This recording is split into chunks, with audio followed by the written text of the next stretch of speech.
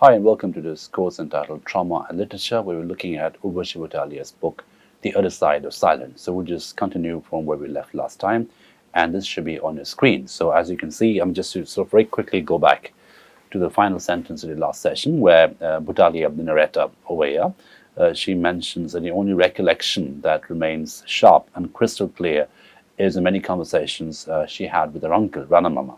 Right? So obviously this is a very emotional memory for her, going back and reconnecting to her roots. And we talked about how there is a sense of time travel as well. It's not just going to a particular space.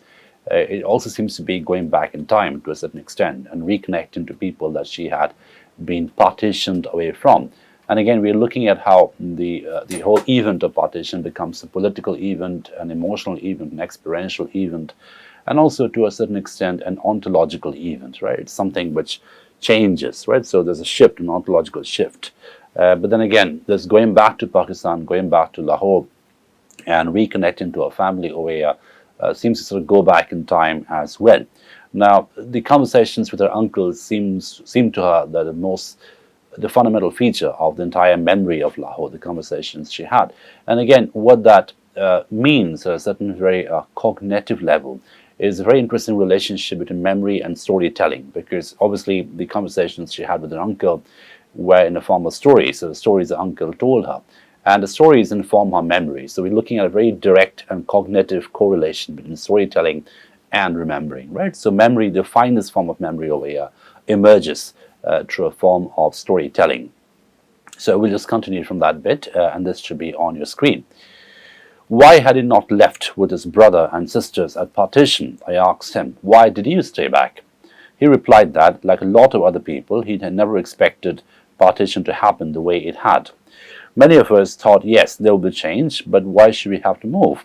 He hadn't thought political decisions would affect his life, and by the time he realized otherwise, it was too late. The point of no return had actually been reached. Right? So we're looking at the incompatibility of the emotional and the political repercussions of partition, because to certain people, the partition at the initial stage did not seem to be such a big thing. They thought it's just some temporary thing, that their lives would not be fundamentally changed or altered, and they'll just carry on living the way they did. It's just some political convenience that has been maneuvered around them. But then they very quickly realized that it is a permanent change, it's a permanent partition, it's a permanent disconnect, and now they'd not be able to connect to people who had actually left, right? But of course, as he mentions over here, quickly as it may be, by the time it had been too late. I mean, it was impossible for him to change and go over to India at that time, right? So, and he goes to say that I was barely 20. I had a little education. What would I have done in India? I had no qualifications, no job, nothing to recommend me. But he had family in India. Surely one of them would have looked after him. No one really made an offer to take me on, except your mother. But she was single and had already been taken on the responsibility of 2 other siblings. Right? So we can see how the family drama and the political drama are interestingly mapped onto each other. And we can see, like in the case of most family dramas, there is anxiety, there is love, there is aspiration, but there's also pettiness. There is also a competitive quality among the siblings. Who's going to get in a position, who will not get a certain position. So he flags this up over here. He says, the only person who wanted me there, the only person who wanted me to come, who invited me to come, essentially, was your mother. But then again, she herself was barely taken care of, so I didn't want to impose myself on her. So he's trying to give a rationale in terms of why he did not go to India after the partition, or during the partition for the matter. So my grandmother, Dayanti, died in 1956. The first time anyone in her family learned of this was when I visited Ramanana in 1987, Rana Mama in 1987, and he told me, for years, we had heard that she had been left behind in Pakistan, and were dimly aware that the rumor put her date of death variously at 1949, 1952, 1953, sometimes earlier. But she had lived till 1956, 9 years after partition. At the time, 7 of her 8 children lived across the border in India, most of them in Delhi. Delhi is half an hour away from Lahore by air. None of them knew. Some things I found are difficult to forgive. Right? So we're looking at the irony over here, because the proximity of Delhi and Lahore is half an hour, I mean, in terms of the geographical distance. But of course, the geopolitical distance is massive, right? So again, we're looking at an emotional distance is also massive. So looking at three kinds of distances: the physical distance, which is a geographical distance; the geopolitical distance, now the two nation states, obviously it's going to take a long time; and the emotional distance, right? So three different kinds of distances, or three different degrees of distances are being talked about over here. And then we find out that, and again, there is some kind of vague memory formation through storytelling. So the grandmother of Urvashi Butalia, who died in 1956, people across the borders in India thought that she had already been dead, and they had different dates for her death, because there's no confirmed reports. It all emerged out of some vague story that, rumors and stories and half truths. But now she finds out that she had lived till 1956, and that, of course, no one in India knew about this. Okay, the way Rana Mama described it, the choice to stay on was not really a choice at all. In fact, like many people, he thought he wasn't choosing, but was actually waiting to do when things were decided for him. Right now, this obviously brings in the very key question of agency. Right, so agency in a political narrative is the ability, the freedom of the human subject to do what they want to do, in the hope of bringing about a change. Right, and over here we find that there is very little agency, if any at all, to the people that chose to stay back in Pakistan, and they thought, the state will decide it for them, right? So almost everything was decided for them. So he didn't really have much of an agency, and never thought he had any agency, and never thought that he was choosing something. So the availability of choice in his mind was not there. There's a complete absence of availability of choice. But what about the choice to convert? Was he now a believer? So we know that he had turned into a Muslim from Hindu, because he thought it was a convenient and safe thing to do in a post-partition Pakistan.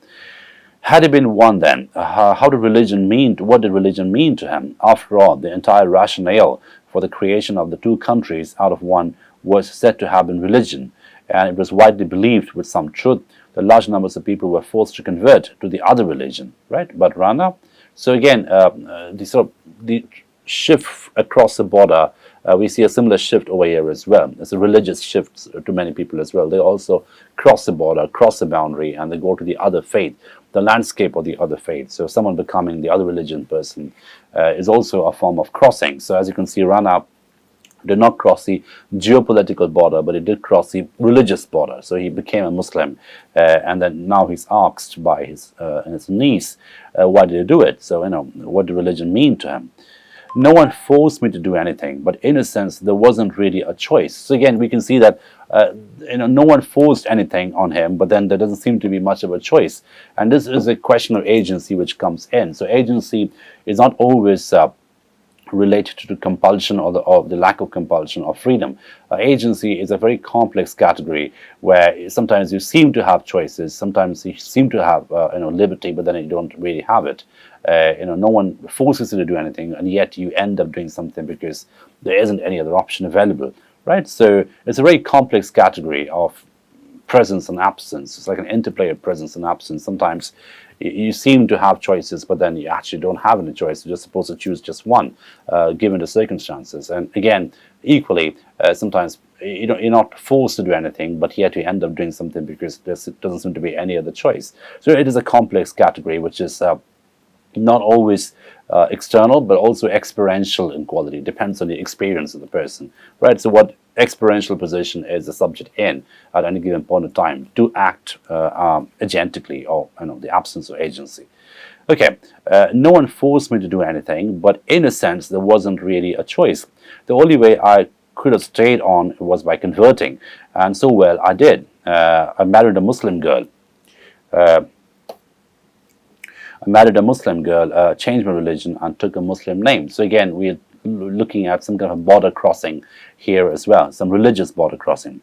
But did he really believe? Was the change born out of conviction as much as out of convenience, right? So we're talking about how this is a convenient change, because obviously he realizes in Pakistan, in a post-partition Pakistan, to be a Muslim, he'd have more access to the basic rights of people. And if you stayed on as a Hindu or a Sikh, then he obviously be discriminated to a certain extent. That's there, and that was a part of the greater, larger, very palpable narrative in Pakistan. When I asked him if I could write what he said, of course, write what you like. My life cannot get any worse. But my own feeling is that he really wasn't aware. He wasn't really aware of the kinds of implications this could have. So I did what I thought I had to. Silence those parts that needed to be kept silent. I made no excuses for this except that I could not, in the name of a myth called intellectual honesty, bring myself to expose or make Rana Mama so vulnerable. Now this is a very loaded point, and I want to spend a little bit of time on this. We can see that, the very title of the book is Other Side of Silence, and we see how silence becomes not necessarily an absence over here, but silence also becomes a very strong agentic presence. Right? Agentic presence means as an act of agency. So over here, Urvashi Butalia is maintaining silence. She silenced those parts which she thought, out of her intellectual honesty, out of her intellectual integrity as a human being, human being with integrity, that certain parts should be kept silent, certain parts should be erased away, should not be included, right? So again, we're looking at how representation or remembering, it entails a very complex interplay of inclusion and exclusion. So certain things are included, likewise certain other things are excluded, right? So this interplay of inclusion and exclusion is a very interesting model of memory, so to speak, right? So in a way, remember is always a play of presence and absence, of production and deproduction. So she is leaving out certain bits which she thinks, as an honest intellectual, out of her intellectual honesty, that those things should not be mentioned, those things should not feature, because that would make this person very, very vulnerable in quality. So we're looking at a complex politics of representation where exclusion plays a very important part, where absence or the ability to be absent plays a very important part. So again, we're looking at how absence is not necessarily a bad thing over here, or not necessarily a negative thing over here. Absence can be a productive thing. It can be an act of preservation. You're preserving the honor of Rana Mama. You're preserving the integrity. You're preserving the status. You're preserving the respect of this particular person by choosing to be silent about certain things. Right. So it's a very important point. The decision not to include certain things. Now, one thing I will tell you, said Rana in answer to my question, I have not slept one night in these 40 years without regretting my decision. So regretting not to have gone in India. Not one night. I was chilled to the bone, right? So there seems to be some kind of almost a corporeal quality about this memory. It sort of affects you at a very bodily, visceral level. When she hears it, that I haven't slept one night when I have not regretted, she feels this visceral feeling in her bones that this is so intense, this is so something which is so honest and so brutal and obviously so tragic at a very human level. Now, how could he say this? What did he mean? And how had he lived through these 40 years? Indeed, now how would he live for the next 40 if this was what he felt? You see, my child, he said, repeated something that was to become a sort of refrain in the days we spent together. Somehow, a convert is never forgiven. Your past follows you. It haunts you. For me, it's worse because I've continued to live in the same place. Even today, when I walk out to the market, I often hear people whispering, Hindu, Hindu. No, you don't know what it is like. They'll never forgive you for being a convert, right? So we can see how the tragedy of this person operates at so many levels. First of all, he is completely cut off from his family, and secondly, he, out of his own insecurity and sense of threat that he experiences, he converts into Islam, but at the same time everyone knows he's a convert, and he's never really included in the normal social, dominant social conversations, the dominant social circles. Everyone knows he's a convert, and whenever he goes out on the road, he can hear whispers behind him, talking about him, calling him Hindu, Hindu, right? So there are so many levels of discrimination, so many levels of tragedy that is operative over here, right? And we sort of see how this is a person who has suffered so much. This is a person who has suffered silence, suffered discrimination, suffered separation at so many levels. And this is the most fundamental, the most basic, the most painful form of separation, which is separation from your own core self, right? So your identity as a person, your identity which is existential, religious, spiritual, social, everything is unsettled and shifted and changed and mutated at a very hardcore fundamental cognitive level, and that is something that's very, very difficult to process and experience, right? And that's the reason why he keeps saying that he hasn't slept one single night ever since he stayed back for the last 40 years. So I was curious about why Rana Mama had never tried to come to India to seek out his family. So in just the way she is doing at the moment, going back to Lahore and reconnecting to them, she's wondering why didn't he come to look up for his family in India. If he felt so profoundly the loss of a family, why did he not, like many others, try to locate his? So many people came back from Pakistan to India, try to locate, try to identify the family, try to reconnect with them. But then why did he not do that? I mean, given that he's suffering so much, given that he's admittedly experiencing this tragedy and disconnect and alienation, why not give an effort to come to India and seek out his family in Delhi? Given that it's so close to each other, Lahore and Delhi are half an hour away in a plane. Okay. Admittedly, in the beginning, it was difficult for people to cross the two borders, but there were times when things had eased, if only marginally. But he had an answer to that too. How could I? Where would I have gone? My family, my sisters knew where I was. I had no idea where they were. And then who in India would have trusted an ex-Hindu turned Muslim and who now wanted to seek out his Hindu relatives? And this is the only home that I've known. Right? So again, we're looking at a very interesting relationship between home and identity through spatiality. Right? So home is obviously a form of spatiality over here. Which is ontological as well as experiential in qualities. A home is a feeling, a home is an emotion, and he's always been here, and he cannot see himself disconnected from here, so he can't go to India for that reason. And secondly, he at a very physical, pragmatic, commonsensical level, he had no idea of the address of the people who lived in India, right? And then of course the other added thing is that who in India would trust an ex-Hindu who turned into a Muslim? So in a way, he feels abandoned from both sides. The Muslims will not accept him because they know he's a intruder into the religion. He's a convert into the religion. So he's not a pure Muslim in that sense. The Hindus will not accept him because they feel he betrayed his faith. He had betrayed his religion. So either way, he's doomed to be alienated. He's doomed to be tragically alone and lonely in this world. Okay, so this is the only home that I've known. So, and albeit in Pakistan, albeit in now an Islamic country, this is a home that he grew up with and this is a home that he can emotionally connect to at a very emotional, experiential level. So there's no other place where he would rather be.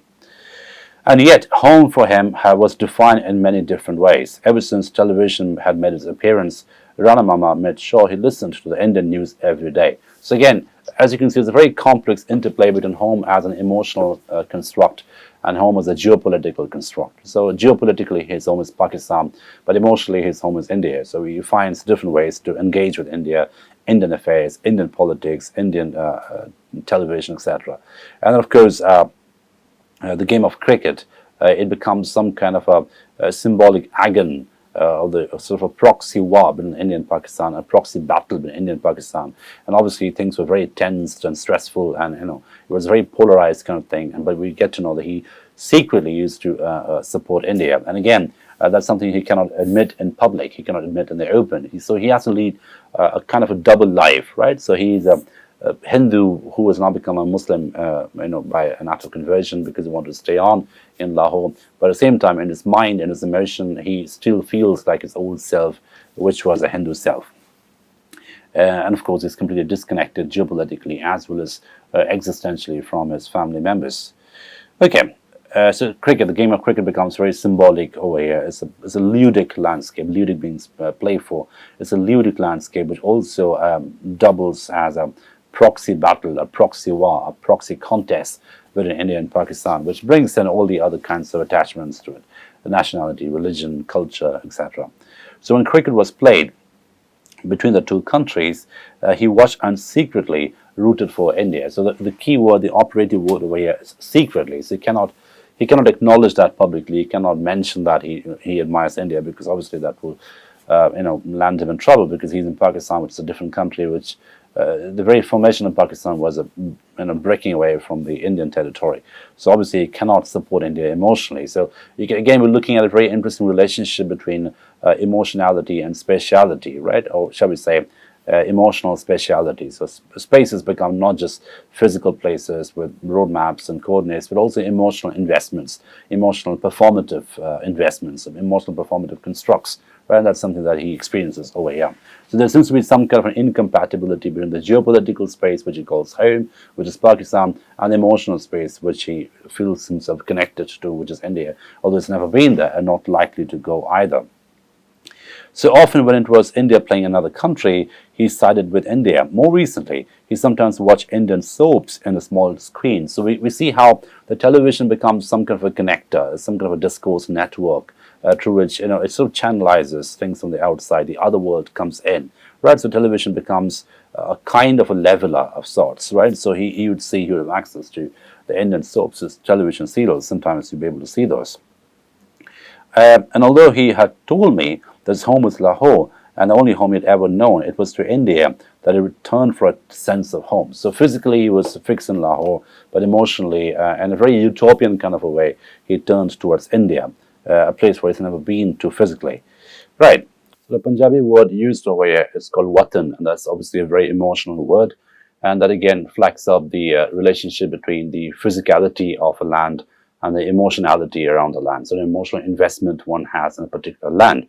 So that's the word that Butalia is picking up on, and that's the word which we see that even that Uncle Rana Mama is also saying, is using in terms of connecting himself to the country, the place of his home, right? And again, we're looking at the whole idea of nation as a very modern concept, as a very modern Western concept, right? Watan is not necessarily a nation. Watan is something, the soil that you grow up in, the emotional place that you are born into, the kinship ties that are there around the particular land, around the particular space. So that becomes watan. It's more of a emotional kinship system, or the kinship connect, the kinship ties to a particular land, to a particular space, rather than just geopolitically defined nation. So again, we have two different kinds of speciality, which are not necessarily always compatible with each other, right? So the word watan is used over here. So there is a word in Punjabi that is enormously evocative and emotive for most Punjabis, watan. It's a difficult word to translate, because obviously it is not equivalent to that in English. The English word nation or country or home, will always fall short, because it's a combination of everything. It's a country, it's also home, it's also land, it's also a soil, and obviously it's also emotion. That's the basic, that's the most fundamental connect. It's a difficult word to translate. It can mean home, country, land, all and any of them. When a Punjabi speaks of his or her watan, they're referring to something inexpressible, something very, very phenomenal in quality, very emotional in quality, inexpressible, some longing for a sense of place, of belonging, of rootedness. There's always a lot of nostalgia and emotion when talking about the watan. For most Punjabis who were displaced as a result of partition, their watan lay in the home they had left behind, the home they grew up in, the house, the mansion, the place surrounded the bricks, the physical structure that it grew up in. That was the watan, irrespective of whether it was India or in Pakistan.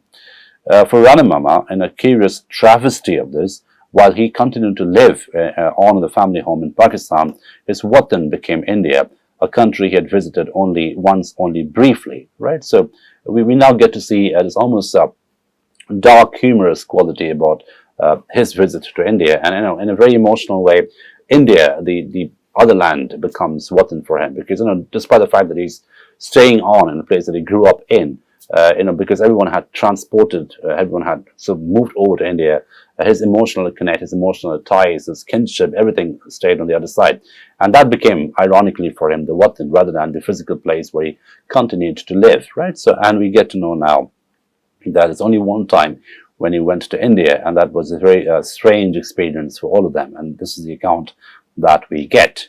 His children and family found this bizarre. They could not understand his secret yearnings, these things that went on inside his head. They thought the stories he told were strange, as were the people he spoke about, his family, Hindus from across the border. Because, the next generation, and we talked about, remember, in the previous class about post-memory, and even Butalia, for the matter, is a post-memory generation. She had consumed the stories about Pakistan and India, listening to these stories from her grandparents, from her parents, but she never really been there. She never really felt and experienced it. And likewise for his uncle's children, who are the equivalent to Butalia across the border. They've never seen what India is. They don't know what India is. They just hear about it. They hear about the family. And for them, India or the pre-partition family system is a very different kind of a story, which they can only listen to but not relate to at all.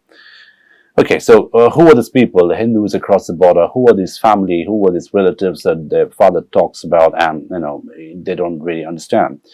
The two younger girls told me once, Appa, you're all right, you're just like us, but we thought, that they were really awful, right? So Appa over here is the sister, so they're dressing Butalia and say, you are fine, you're just like us, but we thought they were really awful. So there was this collective consciousness about the other.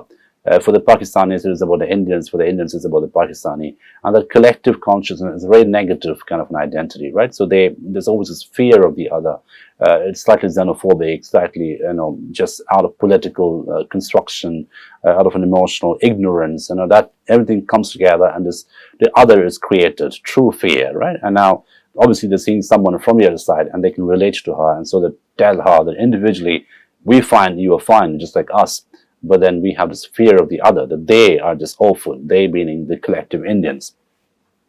And who could blame them? The only Hindus they had met were a couple of distant relatives who had once managed to visit and who had behaved as Orthodox Hindus often do, practicing the untouchability that Hindus customarily use with the Muslims. So again, this becomes interesting because some of the Hindu relatives that come to Pakistan, because they have now become Muslims, they have practiced untouchability, which is one of the very, very orthodox Hindu custom, right? And again, we see how the whole idea of religion and religious identity becomes very complex over here, because we do know these are people who have been converted into Islam, and because of convenience. Rana Mama was not really a Muslim by birth. He just became a Muslim because that was a convenient thing to do because of his decision to stay back in Pakistan.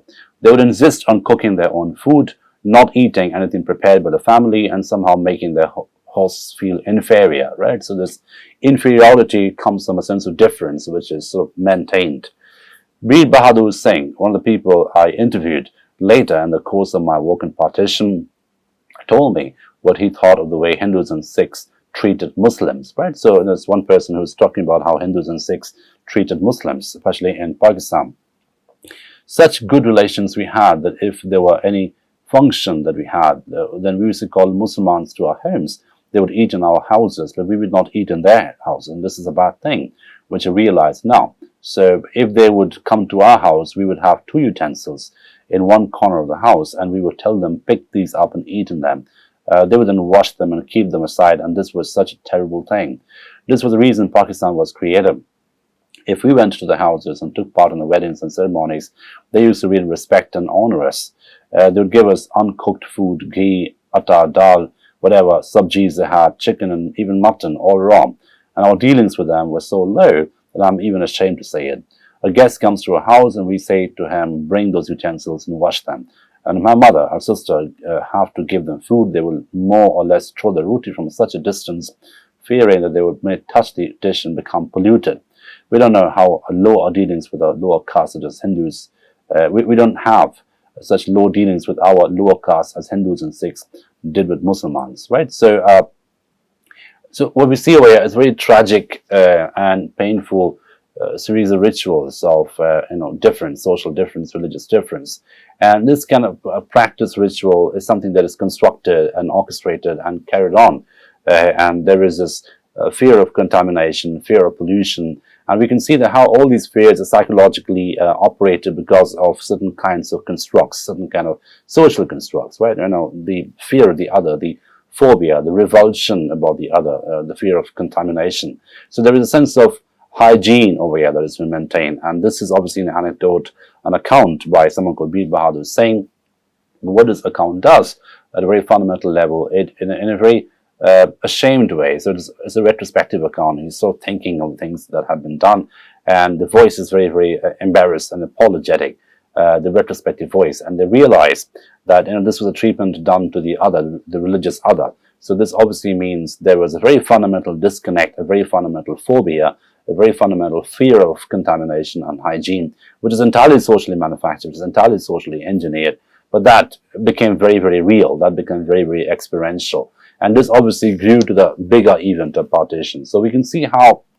again, we're looking at the two models of difference, the macro model and the micro model, and how the micro model connects to the macro model in very complex ways.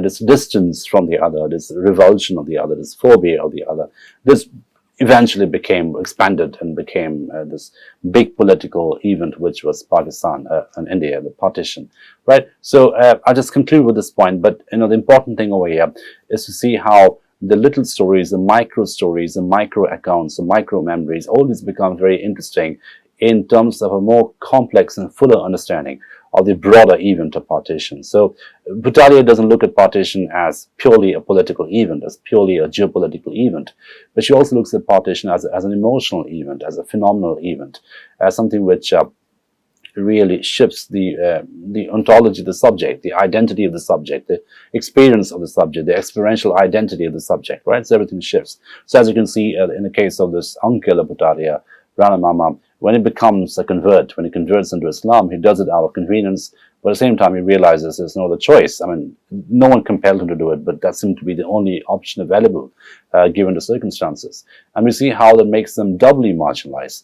He's rejected and abandoned by the Hindus, and he's sort of completely disavowed by the Hindus because, or disowned by the Hindus because, he becomes the other religion. But then the other religion doesn't accept him either because they know that he converted out of convenience. So there is always this discrimination, this whispers that he hears everywhere he goes, and that obviously makes them neurotic, that makes them depressed, and he comes to confess in the confession that he hadn't slept a single night without regretting the decision to stay there. And again, we know the decision to stay there was not entirely a decision taken out of liberty or freedom, but something which came out of compulsion, although there was no compulsion, but that seemed to be the only option available. So again, we're looking at agency as a very complex category of will and freedom. It's not just having will, it's not just having freedom, but it's the only available option among the options which are supposedly there. That converts into agency, or the absence thereof. So I'll stop at this point today, and we'll continue with this, and we'll pick up certain selected sections and look at those in closer details in the subsequent sessions. Thank you for your attention.